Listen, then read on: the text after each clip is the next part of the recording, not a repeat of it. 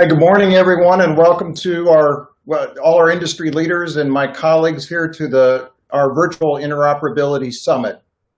I really want to start with special thanks to our friends at KLAS for hosting us today, to the Interoperability Measurement Advisory Committee that I work closely with and provided a lot of input to today's session, and really to all of you for participating today. Hopefully a welcome break from crises at hand, if you will, of the moment. I tell you, the one thing that I really miss is really being with all of you in the mountains of Utah. That's always been a special hallmark of this event. I just want to begin today with a personal perspective that dates back to the summit in 2015 where this all started.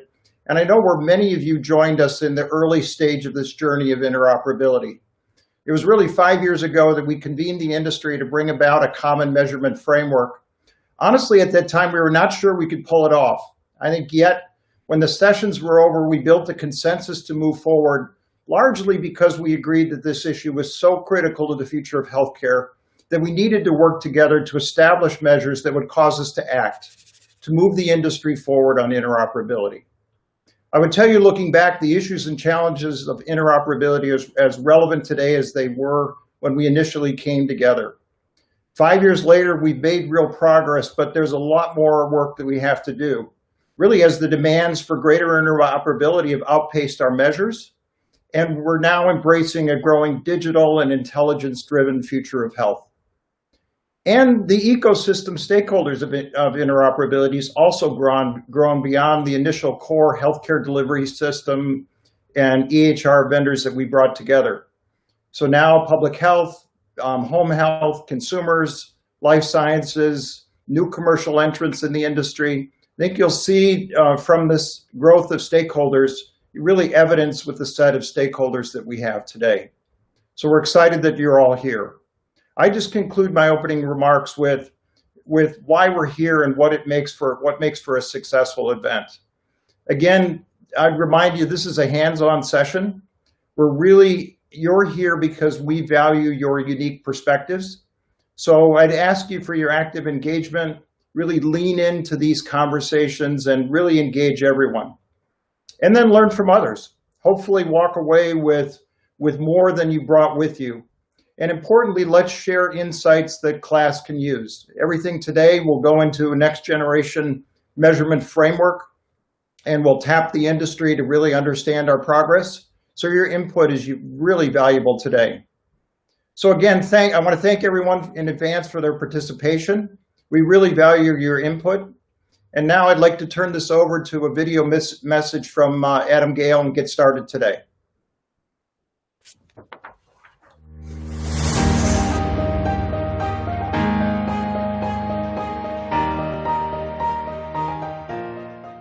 Welcome to our 2020 Interoperability Summit. We're enthusiastic to have such a great group of provider, vendor, and government leaders with us today to tackle the next chapter of interoperability challenges. For those keeping track at home, this is actually our 4th Interoperability Summit, but it really feels like interoperability take 2. We've been working on the CCD interaction between EHRs, and now would like to move more towards application interoperability. I know some of you participating today have actually been a part of this from the very beginning, and we want to say thank you. Thank you for your time, for your thoughtful wrestles, and for your continued effort on this hot topic. For others who are just joining us for the first time, we welcome you and encourage your vocal and thoughtful participation. These summits are not a way for you to beat your chest or for you to market to the people at the event, but rather to humbly work together to solve problems that will benefit the whole industry, hopefully making it so we need less government intervention rather than more. I'd like to share a quick experience that helped crystallize to me what we're trying to do here today. As if there hasn't been enough craziness in 2020 with a pandemic, riots, elections, hurricanes, earthquakes, you name it, there was a fire that was started in the foothills of the mountains just behind my house. This picture was taken by my next door neighbor, a firefighter, as the early flames just started on the mountainside. Now, fires are tough to contain, let alone fires on the mountainside. The fire department set up their command center just a few blocks from my home. Some families were evacuated. Luckily, we weren't, but the fires came scarily close to the homes. The fire burnt for nearly a week, taking firefighting resources from all over the state to help control the fire, and it worked its way towards Robert Redford's famous Sundance ski resort. In the end, over 3,400 beautiful acres were burned of prime mountainside, including many of the hiking trails and mountain biking trails that my family loves to use. So, why in the world would I bring up a fire in my neighborhood? What in the world does that have to do with interoperability, if anything? Well, it's been so interesting to me to see how the fire started. You think of the options. Was it an arsonist? Was it a teenager with fireworks? How about someone cooking s'mores or someone four-wheeling through the underbrush? Actually, it was none of those. It started at the Orem City gun range in the foothills of the mountains. What happened was a police officer was doing his standard target practice when one of the bullets split and shot off about 30 meters into the brush. Started the fire that started this whole huge fire on the mountainside. Now think about that. It could be so frustrating. You're the fire department. You show up. You should be two organizations working together, the fire department and the police department, but one of those is causing problems for the other. Can you just see now the fire department folks smirking as they go up the trails to put out the fire? Frustrated about the manpower, dollars, and time that this costs? Well, after talking with the Orem City Police Chief, it was obvious that there was frustration from the fire department towards the police department. So, in an interesting twist of fate, as the firemen were fighting the fires and as they were resting overnight, some thieves broke in and stole critical gear for firefighting, some chainsaws, other gear that was necessary for them to fight the fire the next day. Unable to do their job properly, they call upon the police department to do what they do best, catch the bad guys. So, can you see what's happening here? Two organizations working together that have caused some frustration for each other, working to overcome pride, frustration, and their own selfish interests. So what happens next? The police caught the three bad guys red-handed with their gear in the car that they'd also stolen, and the firefighting continued. As competitors, both as providers and vendors, we sometimes frustrate each other. That is likely unavoidable, but the reality is we can work together to figure out how to solve some of these challenging issues. The reality is, and we all know it, this literally cannot be solved alone. I think of the progress that has been made since our first time convening in 2015. Executives from NextGen, eClinicalWorks, Epic, Cerner, Meditech, and others came together to talk about interoperability and figure out how we could better work together. There were also executives from McKesson, Allscripts, GE, Greenway, Healthland, and MedHost. In that 2015 summit, we mostly worked on EHR to EHR connectivity. I will not pretend to say that the problem is solved, but we've definitely made huge progress in those 5 years since 2015. Now, I think we move to the next stage. I think of how many times interoperability has come up in my conversations with providers, vendors, government entities, and even with patients who recognize the problems that come because there isn't interoperability. The question comes up, why can't we solve this more quickly? I know it's not as simple as my local fire department and police department working together, but I do believe that we can put pieces in place and then measure and figure out how do we improve where we are today. The government has clearly stepped in with the 21st Century Cures Act and is pushing hard towards driving some of this interoperability. Well, let's get ahead of that so the government doesn't have to keep pushing on this important topic. So, what are our goals today? First, we want to define the requirements. What really needs to be done? What kind of interoperability are we really talking about, and how are we going to measure it? Second, clarifying responsibility. A lot of weight has been put on the shoulders of the EHR vendors, and that's been appropriate most of the time. Now, how can the third-party application vendors do their part to help raise all of the boats and help solve this and have real outcomes? And last, we want to measure reality. We know those things that are measured improve. We're going to measure both sides of the coin, both the EHR side and the third-party side, and see who is really taking care of their role to make this happen. It all sounds so simple. Now, with that said, the hat you wear every day improves healthcare. I ask you to take that hat off, though, today as we meet together, and put on the hat of industry driver, someone who's here to just make the industry better regardless of your own personal interests. Now, let's be courteous as we do that. But let's also be clear as to what we think the best things are that we can do to help drive interoperability forward. Just as a reminder, we're not here to wordsmith today, but rather to build the foundation that we're going to work off of for the next 3 to 5 years that will be strong enough to support those application integration efforts. So let's jump in with both feet in a combined effort to move the market forward.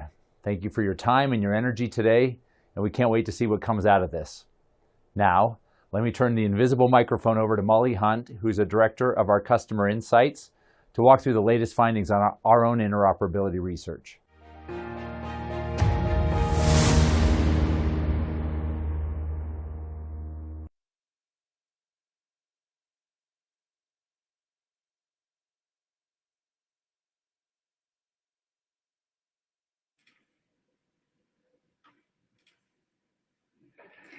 Good morning, everyone, and welcome.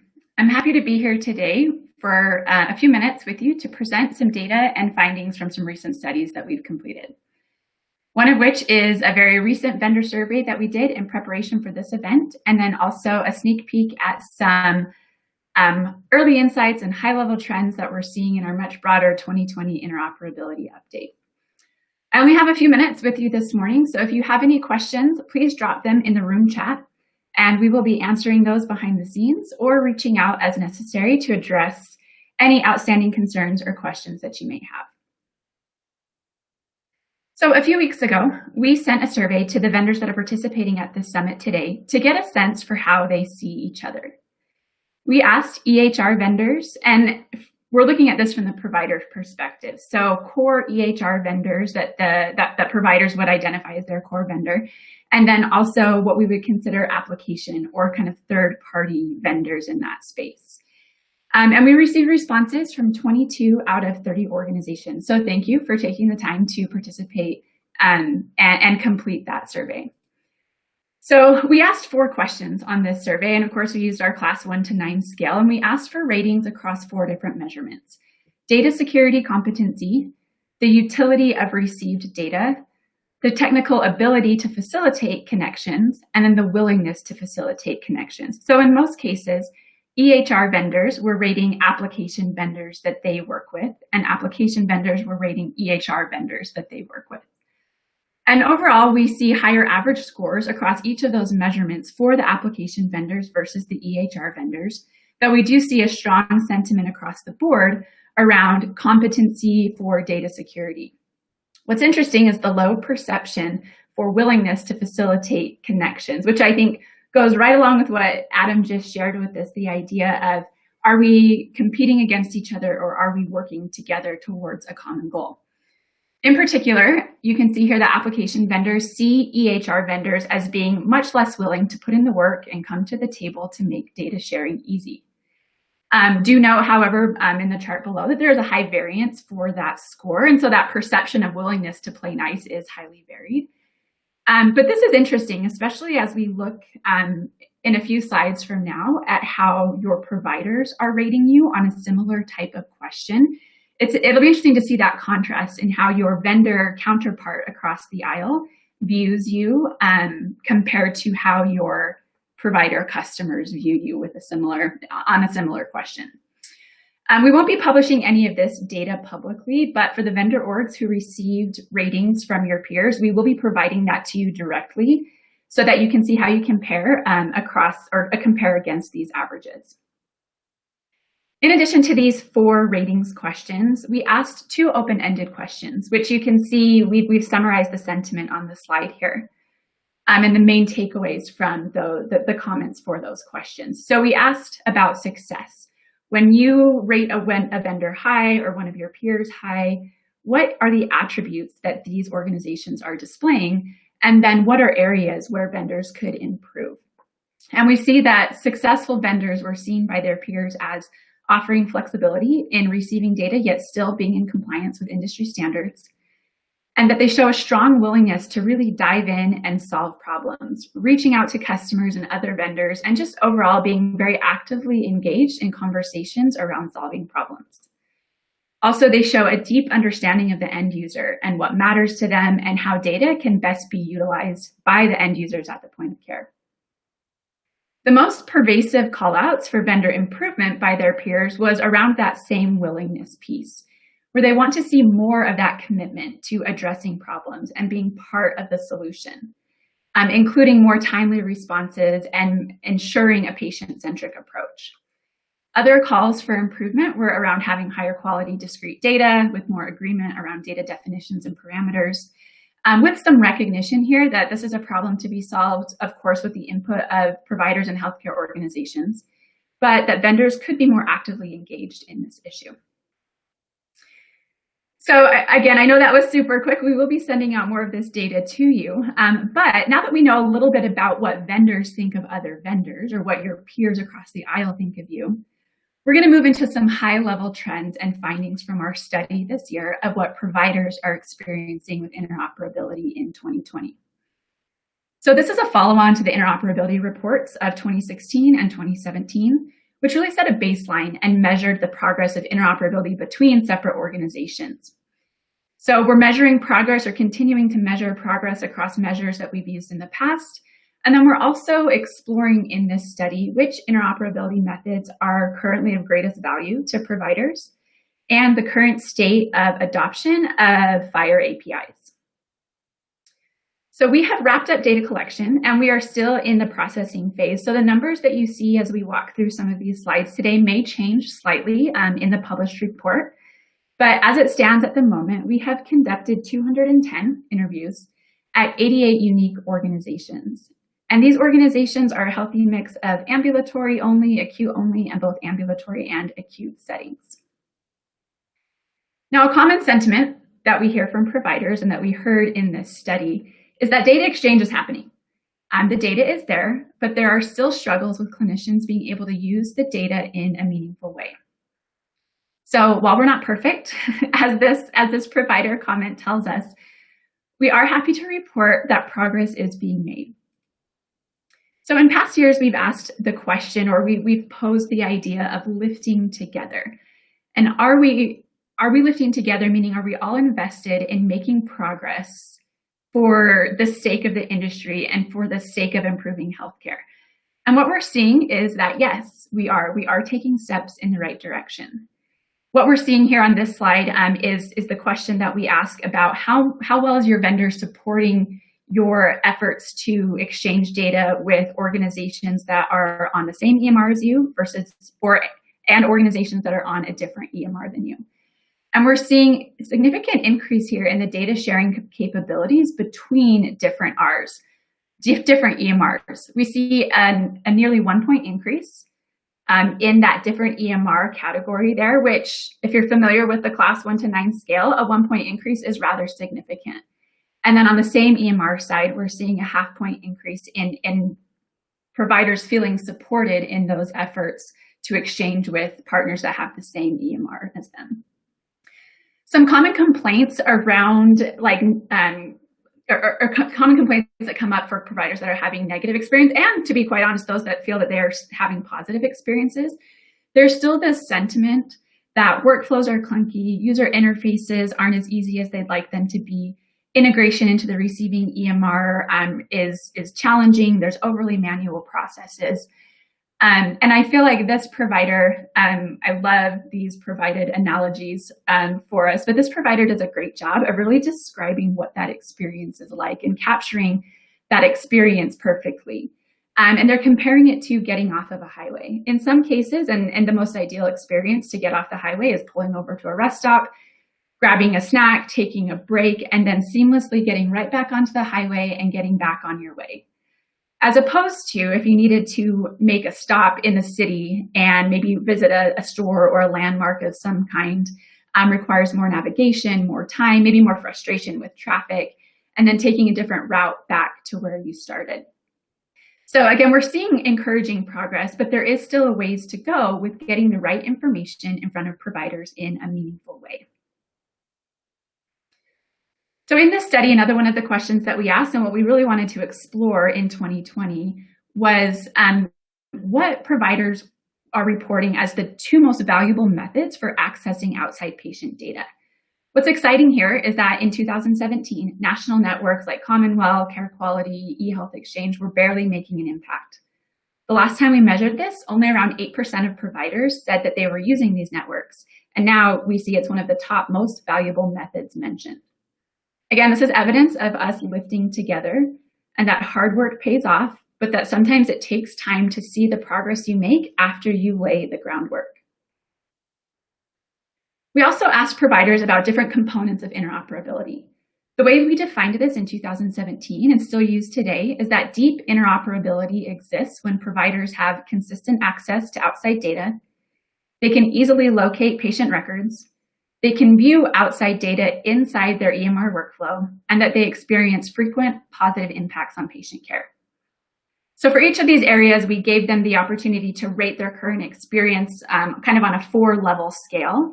And what we're including in this chart here in terms of success is vendors that chose one of the top 2 optimal ratings for each of these questions. So top 2 situations for optimal use or frequency across these indicators. So we're seeing success. We're seeing vendors achieve success in each of these areas, though it is a little bit inconsistent. So what's important here to understand is the extent to which providers are achieving success across all 4 areas.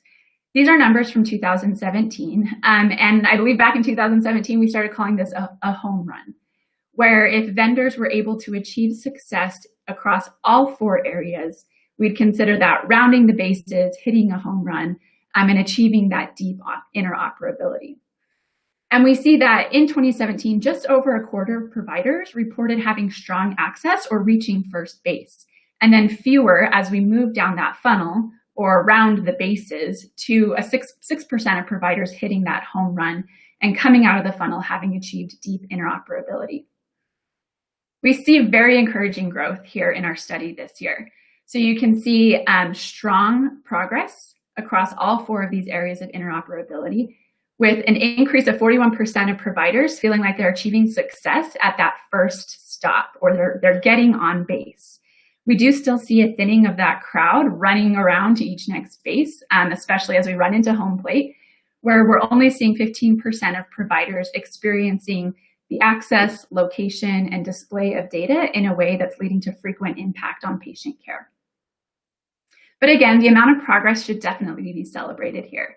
We see many encouraging comments about the growth and progress being made. This provider compares their experience now to 10 years ago, going from weeks to access outside patient data to be able to perform in-the-moment searches. So the things we're doing are working. We're getting on base, we're getting our providers on base, but we still need to keep thinking about how we will take strides towards getting them to home plate and really impacting patient care in a meaningful way. Another thing we wanted to explore in this study was the level of API and app adoption. We do see a lot of app adoption, as you see with the green bars here, especially in the pop health and patient engagement space. And providers report that they are mostly using third-party apps with less use of proprietary or FHIR APIs. When we asked about the impact on meaningful outcomes of proprietary and FHIR APIs, we see that providers are starting to dip their toes into this world. It's still new, it's not yet having a consistent impact, but we do see progress in certain pockets, and some are pushing for it more than others, but not yet seeing it have a consistently broad impact. But as we talked about with laying the foundation for future progress, it's likely we're doing the same thing here. Many providers say it's too early to tell, but they see the potential with this technology, or they're not quite there yet, or they're just starting to take very early steps. What we hear in the commentary from providers is that success with APIs of either type depends heavily on how much they are invested and how much they care as an organization, and how much their vendor partner is committed to really taking ownership and pushing them to achieve outcomes. Another part of the provider experience that we wanted to explore, given new regulations, was how much providers feel their EMR vendors get in the way or make interoperability harder for them. This helps put some clarity around reputations in the market. It's often implied that vendors don't play nice, but really, how true is that? Again, we're not perfect, but if you look at the last two or the last 2 bars here, we see that nearly half of providers say that their vendor rarely or never makes it hard for them. So again, we see how we are lifting together on interoperability. And what's also very encouraging here is that 28% bar in the middle, where 28% of customers say that they only sometimes feel that their vendor gets in the way, which means we're starting from a really good spot. That group is on the cusp, and some improvements to their experience means that a large majority of customers could overall be having a really great experience here. Which, remember the peer-to-peer data that we looked at a few minutes ago, where EMR vendors are seen as being fairly unwilling to facilitate connection by their peers. which sounds very different from what we're hearing from providers on this question. So along those lines of vendors making it harder on providers, there's opportunity for vendors to help bridge some gaps between providers as they experience roadblocks with each other's. Can vendors help them play nice with each other when it comes to sharing data? I love these perspectives from providers, especially that line at the end there that says, if a vendor could be more of a cultural influence for data transparency, that would be helpful. Which is, again, a reason why a summit like this today is important. As we convene, work together to establish this common understanding, framework, and goals, and really set that tone and culture of cooperation. The importance of the summit became even more clear to us as we looked at data for the upcoming report around the performance of individual EMR vendors. What we see is that all vendors shine in some way or show significant progress in one or more of the areas that we're reporting on. Any one of these things could be thought of as successful interoperability. So how is a provider supposed to know who is the leader? If every one of you can claim to be great in one of these areas, how do we better understand what truly leads a provider to success? So this again underscores the need for us to be here today to create a clear framework and measurement tool. So that pretty much ends my time here. But again, I just want to mention how excited we are to have each of you here to give us your input, to share your experience, and to really come together to continue to help us lift together as we move interoperability forward. So I will now turn the time over to Corey Tate.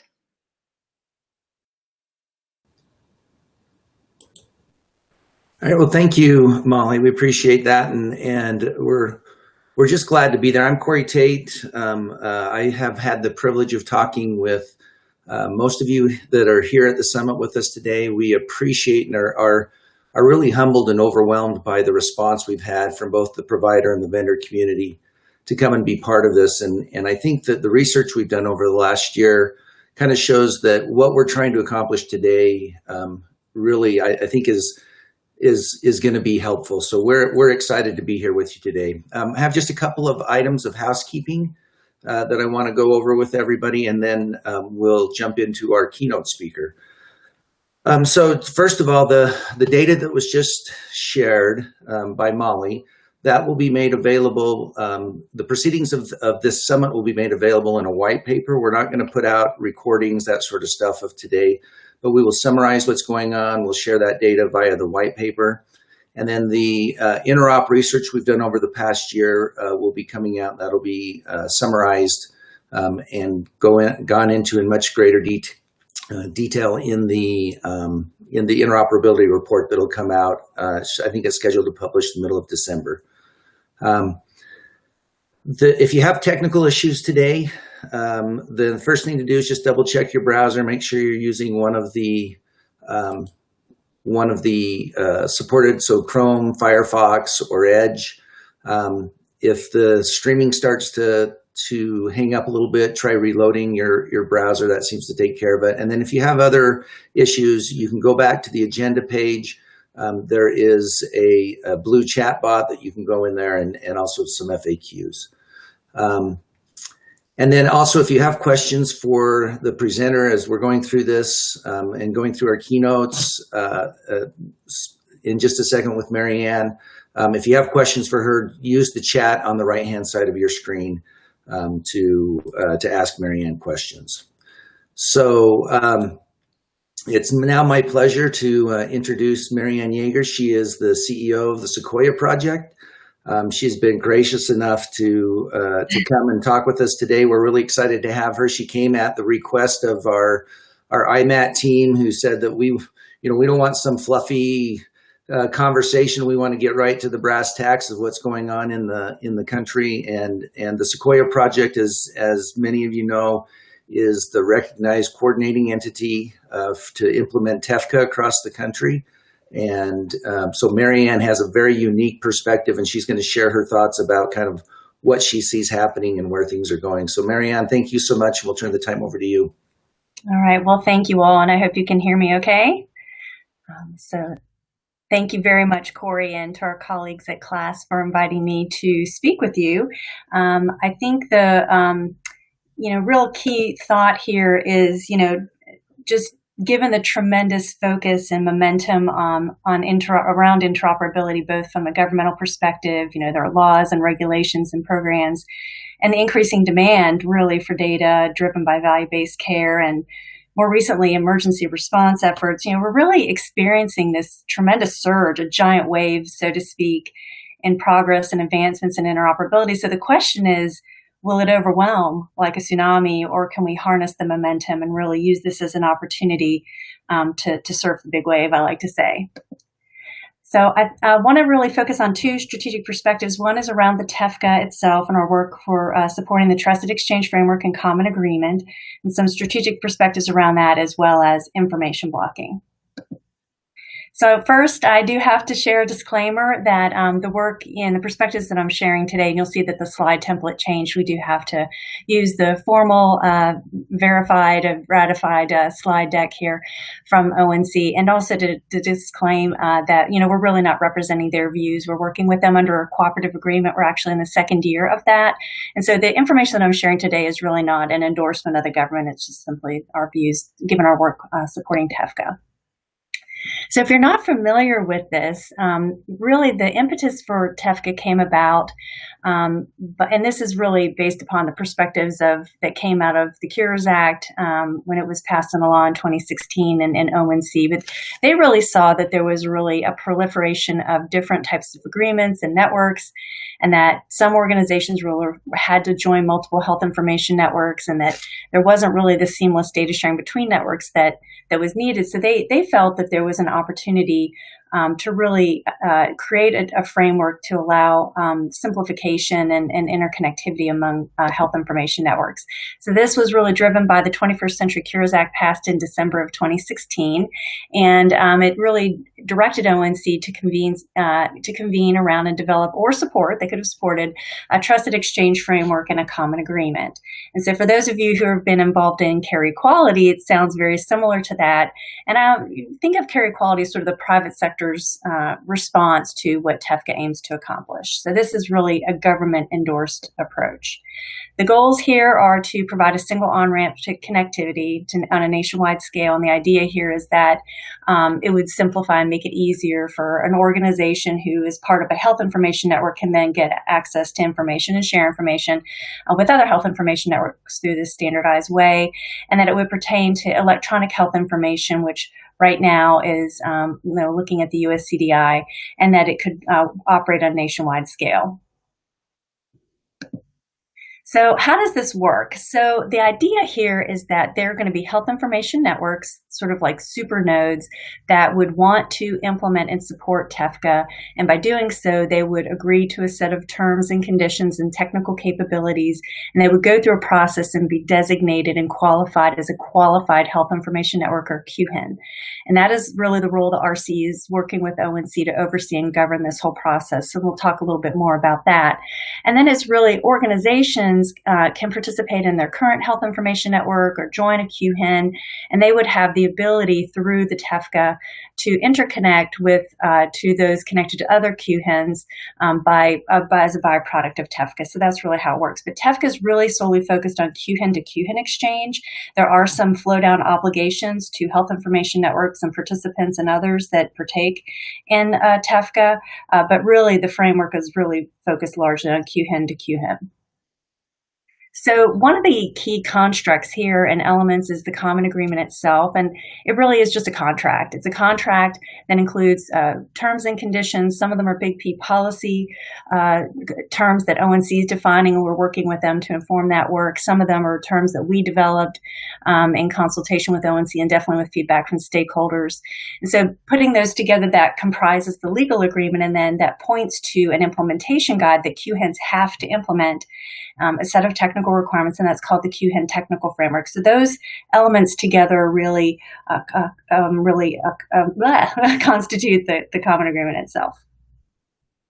So a little bit more about our role as a recognized coordinating entity. So we have been formally designated by ONC to serve as the private sector body that will help oversee and govern, TEFCA and the common agreement and the QHIN to QHIN exchange specifically. So our roles are really developing and implementing and maintaining the common agreement itself. Pardon me, that's what we've been in process of doing right now. We actually submitted the first version, draft version of the full common agreement to ONC in August. We're working with them right now to really take into account the feedback that came out and changes that we were recommending, even to the terms that they developed. And so that's in flight right now, and that will be published for public comment. So there'll be an opportunity for everyone to weigh in, and then we'll iterate on that and update it and prepare it for production use. And then similarly, we'll do the same with the QHIN technical framework. There is a draft implementation guide that we developed in consultation with ONC and, of course, with input from the community, and that is also with ONC undergoing review and will undergo iterations. A really central part of our role is really making sure that we are transparent in our work. So we do have monthly informational calls, and we try to be as transparent as we possibly can. And then we also, it's really important for us to take in feedback. So right now, there are two opportunities to provide feedback to us. One is on metrics and what we'll be tracking relative to Tesca and QHIN to QHIN exchange. And there's a comment process that goes through a few more weeks. And then we'll be also issuing more formal requests for feedback on provisions that we developed around whether or not QHINs could charge fees to other QHINs, and there are different schools of thought on that. So those are two recent examples. But once this is ready for production, and HINs who are interested in being these high-performing, high-capacity, high-reliability networks that interconnect a whole bunch, because there really is a role for everyone in the ecosystem to participate in Tesca, then we would actually take them through an onboarding process, and then we would oversee and assure ongoing compliance. And so that's really work that we'll do in future years. 2021 is really going to be focusing on addressing, publishing these artifacts, getting public input, preparing them, and preparing them for production. And then, we're anticipating in the future that they would be up for adoption. And then there would also be, important, ever important is making sure, how does this activity sustain? Right now, we're in the second year of 4 years of our cooperative agreement. And, we're very, entrepreneurial, I would say, and grounded in making sure that all of our work is sustainable. And so we're already thinking about how this might work and how it relates to existing frameworks like carried quality, in which there's rather large participation already. And we can talk a little bit about that. I imagine there are questions there. So Tesca contemplates that QHINs will have to support all of the exchange purposes and all of the required exchange modalities. So right now that includes query, both broadcast and targeted query, as well as push around message delivery. And then it relates to a defined set of purposes, which you'll see here on the slide. These were actually proposed by ONC last year. And then, based on public input and feedback from us and a group that we convened around to work on the common agreement to inform that, work. There may be some refinements there, but that's something that will be uncovered later on. The other thing to note is that this is really focused on exchange of the US CDI, and it's intended that it will also have a roadmap with the ability to add other functionality over time. So one key question was, well, where's FHIR and all this? Well, the idea is that would be on a future roadmap. So this is a starter set of functionality and use cases per se. So the key question that we get a lot, and we're actually doing a lot of work right now in building out a value proposition for Tesca and really understanding from different perspectives of consumers, health information networks, public health, providers, health plans, and the like, where's the value here? And so you can see that if Tesca is successful and embraced, there are tremendous opportunities and value to those who would be able to use that information. But really what it boils down to is, think of this as this is a government endorsed approach for information sharing. And there's a lot of weight that will be given. And while it's not currently required by CMS or in other agencies or other rules, is it something that they would look to if it's something that's government endorsed? Now, of course, we would need to see that Tesca is successful and it's embraced. And so our role is really helping to make sure that this is calibrated to the market. So if this is calibrated to the market, and if it is adopted and implemented at scale, does it provide a path to compliance for information blocking rules in some capacity? And also, does it help simplify and provide a common structure for, this nationwide interconnected network of networks, I guess you could call it. So there's a lot of ways that this could simplify and streamline. I think there's also a significant opportunity to advance the exchange of purposes beyond treatment. Right now, there's been tremendous success in treatment-based exchange, and we're really proud of that success. I think we all should be. It's been really hard work leading up to that. But there are these untapped opportunities to really make information more readily accessible in a more timely basis beyond treatment. And I think we all realize with this year and how incredibly unusual it's been that we could have really used something like this if it was really ready for prime time for COVID response. And so the time to figure out how to exchange data is not in the midst of a crisis. You will need to plan for it and have nationwide infrastructure for that to take place. So those are just some perspectives on TEFCA. Now, as it relates to information blocking, this we think is a huge game changer. It sets a different tone for what's expected for information sharing, a different standard for sharing and expectations, and there are consequences. And so we actually, it's kind of an interesting area for us as Sequoia to focus on. But what we realized is if you're not blocking information, then you're sharing it.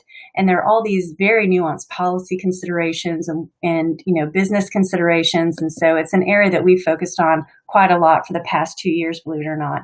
So why does this even matter? Why is there a sense of urgency? Well, this was, prohibition against blocking information was actually passed into law as part of the Cures Act in 2016. And, it really relates to a set of practices and practices that, today may not intentionally be meant to block information, but the idea is if the practice actually discourages the access, exchange, or use of electronic health information, or if you knew, or for some actors you should have known, that those practices could likely interfere with that exchange, access, or use, then you could be fined penalties for up to $1 million per violation, or also, encounter disincentives. And so the original compliance date was in November 2020, and then ONC more recently issued an interim final rule extending the compliance date to April 5th, 2021. So if you're not currently knee-deep in planning, I would say this is something you'll definitely want to take a look at. So this does apply to certain actors that are defined in the ONC regulations. It applies to healthcare providers, which are defined very broadly. It also applies to developers of certified health IT. It focuses on the what the entity does and rather than how it's structured. And so, definitely, if you haven't considered how this might impact you, it's definitely something to take into account. It also applies to health information networks or health information exchanges. Again, pretty broad definition here. It's focused on a functional definition. And so it's possible you could be a health plan or a provider and also a HIN, and then subject to this. So it's going to be really important to look at the functions and what's taking place and not just the type of entity. And I think we found some folks have found themselves in a very interesting circumstance that there may be looked at slightly differently. And the penalties here are real, and enforcement is considerable. So ONC will enforce developers and or OIG for penalties, and that and up to $1 million in civil monetary penalties. That applies to developers and HIEs and HINs. Healthcare providers, however, would be enforced, and there would be potential disincentives. These would be determined by CMS. But the reality is there is real teeth to this. This is something that I think policymakers have really indicated a very strong intention of taking action. So I think we need to, that on top of the time frame for compliance and the complexities of trying to deal with the intricacies of these rules is pretty significant. So the question is it a tsunami or can we surf the wave? And being ever the optimist, I think this is something that we can navigate, but I think it's possible with planning. So organizations that are actors or who that interact with actors face pretty substantial risks. And there are also some opportunities here as well, and as well as both from the information blocking prohibition as well as from the open API requirements. But that's really going to require an organization-wide compliance planning process, operational planning and business planning, and it's really cross-cutting across many different parts of an organization. It's not just something that impacts the compliance group or the HIM group or development side. It's really cross-cutting. And so in addition to having a plan, there really has to also be a concerted effort to not engage in practices that result in information blocking, and to really go through a very thoughtful analysis of how do the current practices map to the existing exceptions that would not trigger information blocking. And that's thinking of, I was actually talking to our team today because we host a boot camp, and we have hosted an information blocking work group now again for 2 years that are really unpacking this and looking at it from practical perspectives. And there are lots of issues around notes and open notes. There are lots of issues around licensing and when and how to apply certain exceptions. And so it's not something that is just sort of a regulation you review and you just sort of figure out how it applies to you. It really requires a very thoughtful, detailed analysis. We also are hearing very clearly, this came both from the boot camp and then just working through how this compares to other regulatory frameworks, that it's really going to require sponsorship and support and funding at a governance level and at the C-suite level. And those who have been actively engaged to date, who are now, fortunately, have a little bit of a head start, it really was because they had a strong sponsorship as I'm looking at this as a strategic obligation, but also a strategic opportunity. We also are firm believers that there's safety in numbers, right? And so a community of practice, we think, is very essential to really figuring out the nuances of this. And so it really reduces the risk of everybody going off on their own and trying to figure out how to make these rules work, and really doing so in a manner that's in a silo. But if there's the ability to share experiences and lessons learned with a broader community, and to share best practices and templates, and having an online forum that you can actually interact with your peers and put out a scenario and see how others interact is highly valuable. And that, wouldn't there be value in having community-based best practices? So one of the things, we're looking at Sequoia is, building off of our information blocking work group and creating subgroups. We're actually going to be announcing this soon, that are focused on actors specifically around providers, developers, and HINs, and then also having representation across from other data requesters so they can start figuring out what did these best practices look like, and can we start having some sort of shared knowledge and shared development of these types of activities. So we also have, think there's great value in for regulators and policymakers to hear real perspectives from the field. We've addressed over 700 detailed questions as a byproduct of our boot camp, and we really consolidated them into a set of detailed questions and scenarios, as well as our attempt at our understanding of what the response might be. We not only shared that with the community, but also with ONC, and we're hoping that that would also give them some understanding about how these regulations work in practice. So we also think it's going to be important that our response to the information blocking rules advances interoperability, and it doesn't become an impediment or worse, weaponized into something that is really unhelpful. So with that, I would like to pause here and just happy to take some questions. Yeah, so I just wanted to again let you know, use the chat if you have questions that you would like to ask Marianne, and I'll get us started, Marianne. I have a couple of questions. So one of the things that oftentimes in our conversations will come up is especially around information blocking. There seems to be a lot of concern around that.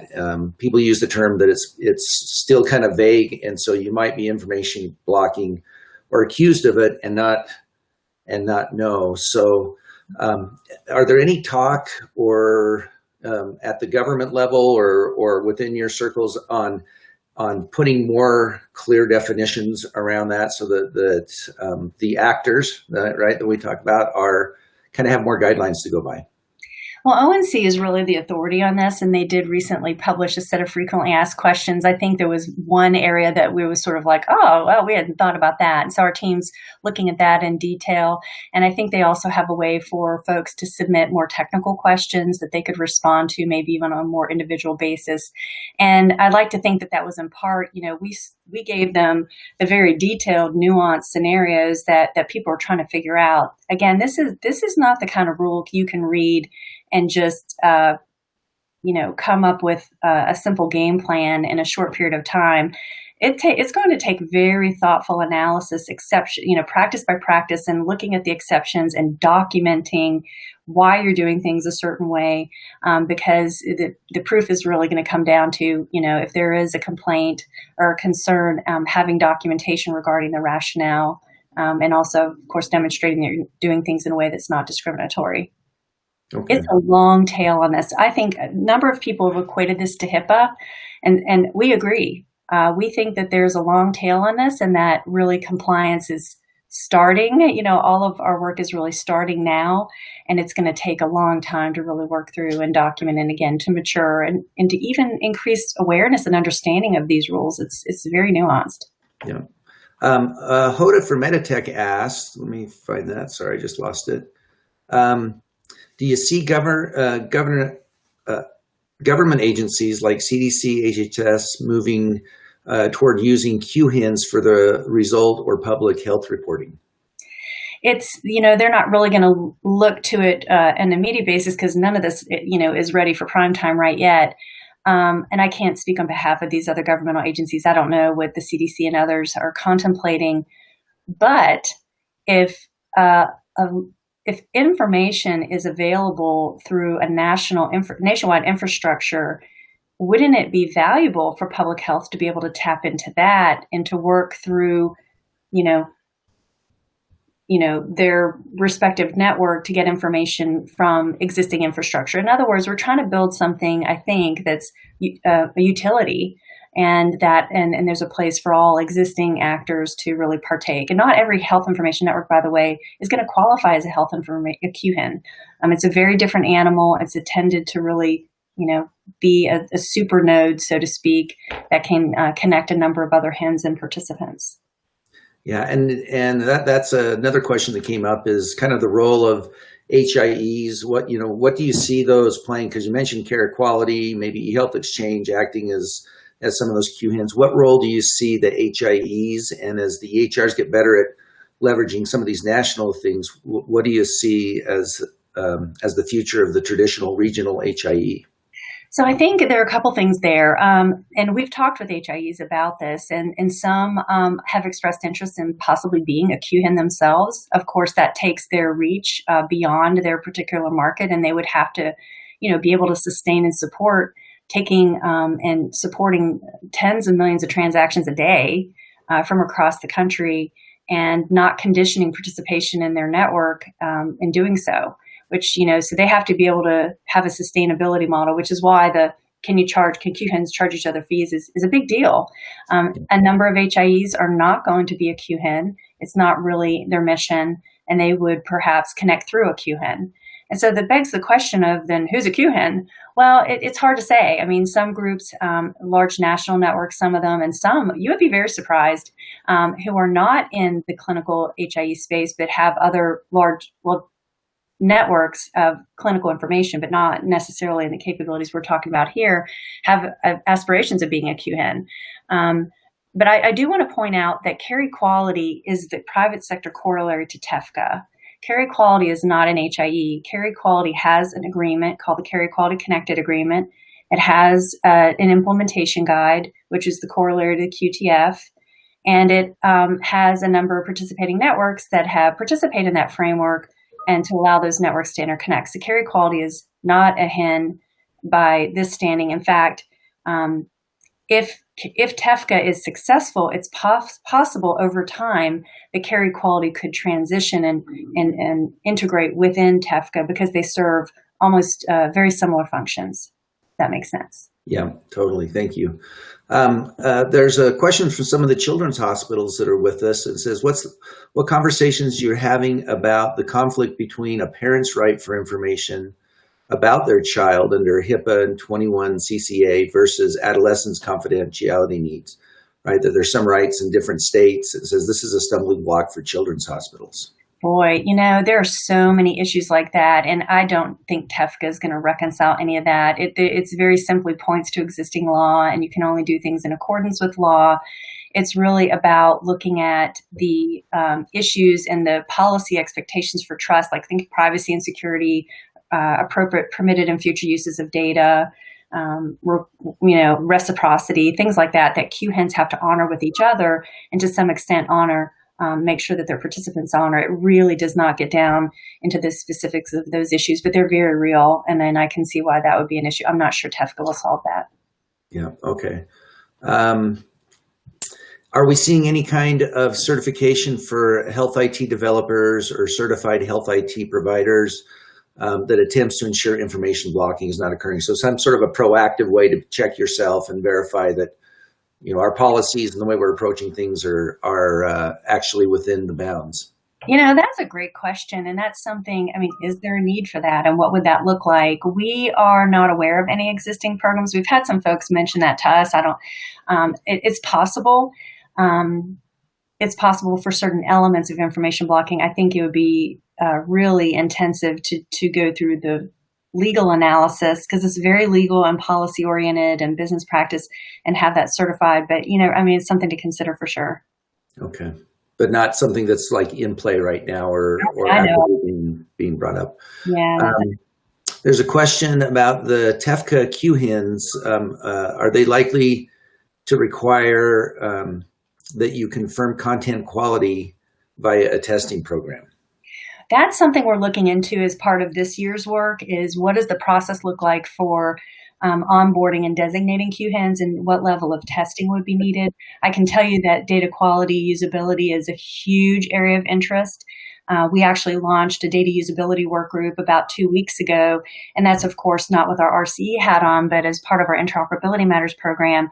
And there's just tremendous need. And so it's possible that could, all of our work at Sequoia and all of our conversations, for instance, like with you all, is really informs our perspectives that we take forward as RCE. I think, it's really something we're going to seek public comment on, but it's definitely an area we're looking into. Okay. And then another question around some of that 21cc says, since healthcare for the benefit of the patient is for the benefit of the patient is a stakeholder in 21cc, are patient advocacy groups included in some of the discussions you guys are having? Absolutely. We actually have invested a lot of time and energy in talking with consumers, consumer groups, working very in close coordination with ONC. It's definitely very much central to what we're doing and contemplating, and is really a central concept and objective of TEFCA as well. So I would say yes. But okay. It's going to be a longer process. It's not, and also a lot of education and really outreach through other groups that have relationships with patients. Yeah. And then we have time one last question, and before we go into our working portion of the summit. So there's a question around, besides just the quality of patient information, is there anything around inclusion of a unique patient identifier? Oh, that's interesting. For TEFCA, we're not looking into that. One of the things we're looking into are their rules, for instance, to improve patient or individual identity matching. And so that's definitely something that's being contemplated, but not a unique patient ID. Not to say they couldn't. It's just something not contemplated yet. Yeah, that's been a hot button for a long time in the country. Yeah.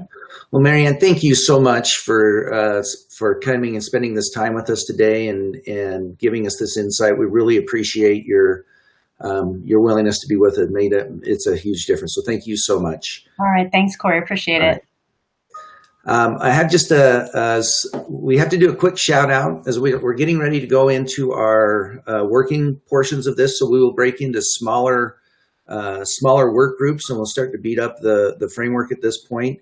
But we need to do a shout out to the Fab Five. So these are the folks that have helped us over the past several months to really create the initial framework straw man that we're going to beat up in our discussions today. So thank you so much to David, Michelle, Stephen, Terry, and Mickey. They've been very just abundant with their time and their insights. And I think, if you would have seen what we brought to them originally and what we were thinking about compared to what we have now, you'll be grateful these guys were involved with us. So thank you so much. So now to go to the tabletop work groups, what you'll want to do is you'll want to click the blue button and that says back at the top of your video player. Don't click the back on your browser. It needs to be the blue button on the video player. That should take you back into your agenda. And then your agenda will have pre-assigned tabletop discussions for you. Go into the first tabletop discussion, and that will take you in with your group. There will be a class person there. There's a table lead that's been assigned. We want to do this into the small groups. We have you in relatively small groups because we want everybody's voice to be heard, and the class person will be ascribed there and be capturing as much as we possibly can from that. We'll also be recording this so that we can go back and just double check all the conversations that happen. So thank you so much. Go ahead and go into your virtual rooms and be vocal and share your opinion and help us make this as good as we can get it today. Thanks so much.